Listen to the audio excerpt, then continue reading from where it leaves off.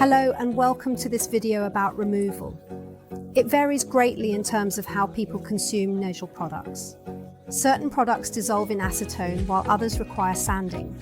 Our products from the gel collection are designed for easy removal with fast acetone remover solution. And that also applies to Builder Gel and Polygel, which are normally a type of product that needs to be filed off. The advantage of using this fast acetone remover through SoGolf is that it's much gentler on the natural nail. When you buy from SoGolf, you won't risk filing on top of the nail and causing these nail file damages. If you have our products from the gel collection, you have a solid foundation for gentle removal. That being said, removing a UV cured nail product is different than what you're used to with regular nail polish. UV curing products are created to have a really long lifespan, so they are slightly more difficult to remove. That's why it's important that you're extremely cozy with handling these products gently and correctly.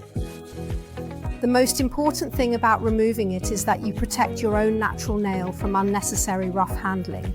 So you shouldn't scrape hard on the nail or file down the natural nail with a file not meant for natural nails. So when you have dissolved the product, following our instructions of course, the product should ideally be dissolved enough that you can easily push the dissolved product off with a rose pin. If it doesn't crack easily on its own, you'll have to go through the agreement process again. You must never use force or try to force this product off. That's actually what can cause damaged and thin nails. Here you can see a couple of examples of what the nail can look like if you've made a wrong deal. White and rough areas on nail appear due to top layer of nail being worn away, for instance, by. Have you scratched hard on the nail or used a sharper tool than a toothpick? It can also happen if you file your nail with a file that is too rough. The reddish areas, that's what you call overfilling.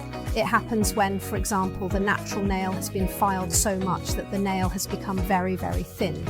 However, it is important to mention that nail products themselves cannot cause these types of injuries. It's the process of removal that is crucial. So once again, I want to emphasize that you need to be careful, you need to be gentle and really careful when removing your nail products. If you, for example, use a hard gels, for example Polygel or Builder Gel, which are intended for making fillings on us, so please don't remove them and instead make these fillings. In that case, you can avoid unnecessary appointments. I hope I haven't scared you away with all this information about the wrong agreement. At Nagelfieber, it's just really important to us that you have a great experience. And of course, it requires that you know how to do it, and more importantly, how not to do it to take care of yourself and your nails. But you can totally relax, you know? If you just make sure to thoroughly follow our video guide and follow our step-by-step guide to the letter, you can easily and gently remove your products without any worries. And if you should become uncertain about anything along the way or just need guidance, you must definitely contact us. Have a blast.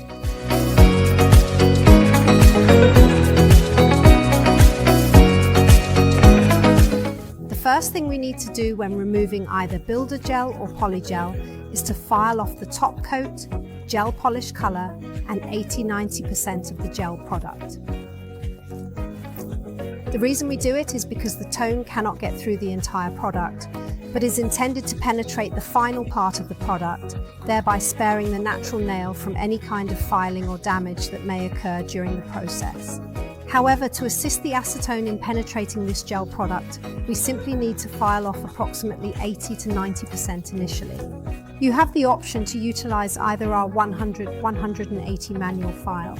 You can use the 180 side or the 100 side, depending on desired speed. I have a preference for using our electric nail file, so I will opt to utilize that particular tool. And here I have placed a sanding roller with a grid 100. It moves quite quickly when you use a sanding roller on grid 100, so that is the method I prefer to employ. Of course, you can use the type of bit that you fancy. You can also use ceramic bits, for example, a red one or a blue one, but it's up to your own temperament and how you like to file your products. What I'm doing now is that I'm taking a dust collector so that there won't be too much dust in the room, both on furniture and other things, but of course also in the airways. I switch on my dust collector, and while at it, I remove about 80–90% of the product with high RPMs on my electric nail file.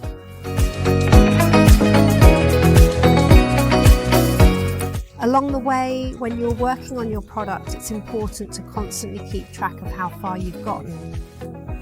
It's because naturally, you want to avoid getting down and hitting and filing in your own natural nail. It can cause injuries, it hurts like hell, and it's really inconvenient. You can't put a product on top of a nail that's too damaged, for example, if there's a hole in it. So you really respect the electric nail file, especially when you have a coarse bit on it, in the sense that it can remove a large amount of product. So keep an eye out all the time. If you're uncertain whether you're approaching the natural nail, you can always simply take a small lint-free wipe, moisten it with some cleaner, and cleanse the nail. There it often becomes more clear how much product there is and how much natural nail there is. So always remember to keep that in mind, and otherwise just make sure to file as much of the product off as you possibly can.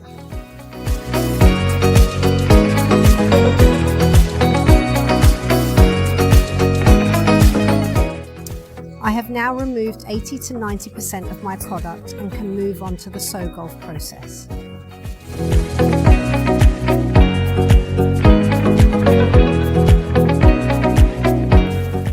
When we have filed 80 to 90% of the product, we need to begin performing a soak-off, which is a removal process utilizing our quick acetone remover. We do that with these little ones. Soak-off wraps, but it is really hard and slightly thicker aluminum foil with a cloth in the middle. Your action is to place a bet on this cloth in the middle utilizing our fast acetone remover. That's what you need to do. And it is important to make sure that you add a sufficient amount of liquid so that our cloth is nearly saturated and dripping with this fast acetone remover for optimal results. Having this small curved edge at the bottom is advantageous in this case because it will capture any remaining acetone remover that may be descending and exiting the grinding wheel, ensuring that it does not go to waste. But you basically just place your finger, after you've cleaned it well with acetone, place your finger in the middle of this cloth and close it up. You can just use your fingers to hold it in place. So you wrap it around your finger and then you just make a little fold here at the end. And then you must ensure to really squeeze this wrap tightly around your fingers, making sure it is wrapped tightly and secure. Because now the closer it is, the better you ensure that the acetone, which is in fast acetone remover, doesn't evaporate. And of course, we don't want it to evaporate as it needs to work on the product.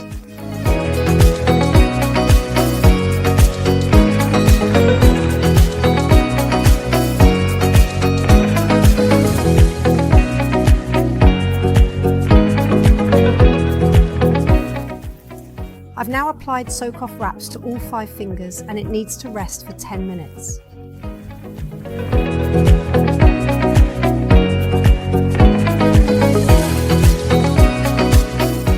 To guarantee an even more efficient curing process, we highly recommend utilizing a warm towel to keep your hands immersed in while you patiently wait for the duration of these 10 minutes. We perform this action because the towel aids in the process of acetone dissolving this product from the inside, making it easier to remove. A warm towel, which may have been on a radiator for 5 minutes beforehand, is great if you want to be even quicker at taking off this product.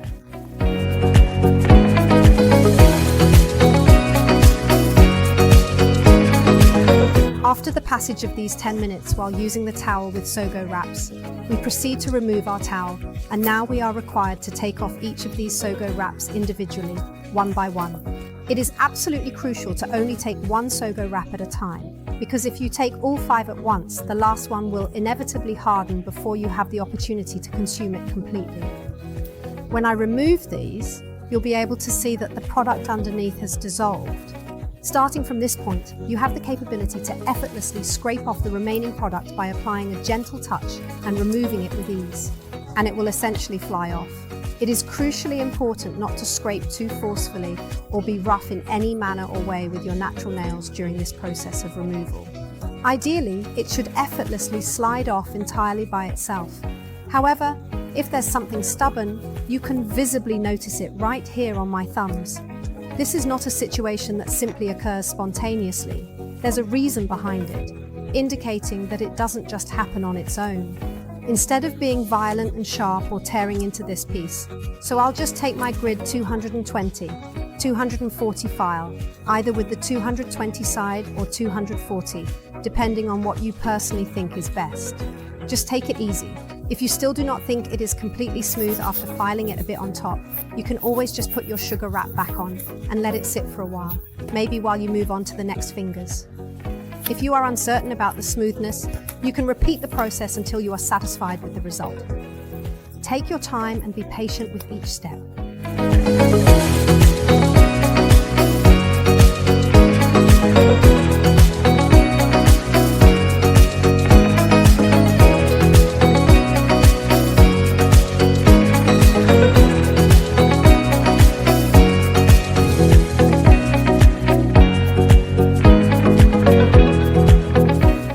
I've now scraped most of the product off with our rose stick. There's just a little bit left that we can easily remove with our buffer, so I can move on to the next step.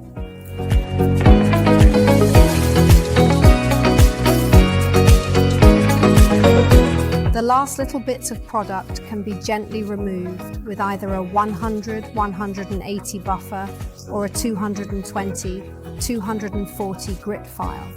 If you have the feeling that there is still a bunch of stubborn gel on your nails, simply utilize the 220-240 grit file to generate a bit of roughness. And wrap them in acetone again, as seen in the previous step. But if it's really just the last bit of dust and a tiny little bit of residue, you can advantageously just use our 100-180 grit buffer. I like to use a 100 grit or a 100 grit first, and then just go over it with a 180 grit afterwards.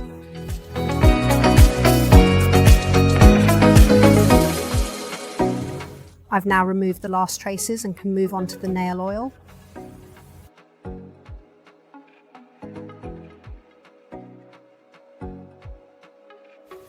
The last thing I do in the negotiation process is wash my hands, which I just went out and did, and then I apply nail oil. The nail oil should be applied around the cuticles, on the entire nail plate and underneath the nail. It is of utmost importance to apply nail oil, particularly after removing polish, because the nails require a sufficient amount of fat and moisture in order to regain their strength and durability once again. You can imagine that the nail is a bit like a branch. If the branch is completely bone dry, it will snap super easily if you attempt to bend it. However, if you possess a branch that is completely moist and newly harvested and filled with liquid, it will actually just flex if you attempt to break it in two. The same goes for the nail, and that's why it's super important to always be good at using your nail oil, especially after taking off your nail product. I have recently applied nail oil, and at this moment my nails appear nice, fresh and clean, giving me a sense of satisfaction and confidence.